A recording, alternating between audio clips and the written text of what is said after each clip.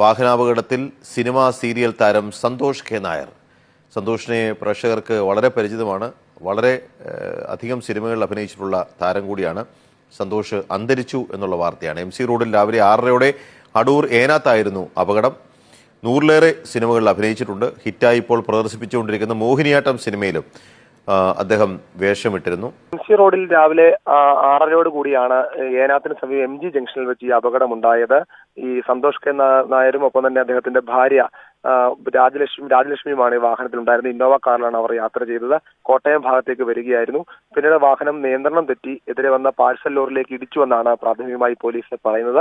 നിയന്ത്രണം വിട്ട് വാഹനം ഇടിച്ചു. ഡ്രൈവർ ഉറങ്ങിപ്പോയതാകാം. വാഹനം ഓടിച്ച സന്തോഷാണെന്ന് പോലീസ് പറയുന്നു. സന്തോഷ് ഉറങ്ങിപ്പോയതാകാം അപകട കാരണമെന്നാണ് പ്രാഥമിക വിലയിരുത്തൽ. എന്തായാലും ഉടൻ തന്നെ സന്തോഷിനെയും ഭാര്യ രാജലക്ഷ്മിയെയും അടൂരിലെ സ്വകാര്യ ആശുപത്രിയിലേക്ക് മാറ്റിയിരുന്നു.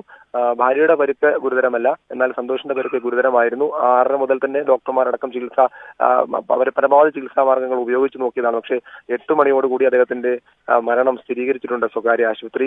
66 വയസ്സായിരുന്നു. ഇപ്പോൾ പറഞ്ഞതുപോലെ നിരവധി സിനിമ സീരിയലൊക്കെയും വളരെ പ്രിയപ്പെട്ട താരമായി കുറെ കാലമായി തന്നെ മലയാളി പ്രേക്ഷകർക്ക് സുപരിചിതമായ ഒരു മുഖമാണ് സന്തോഷിന്റേത്.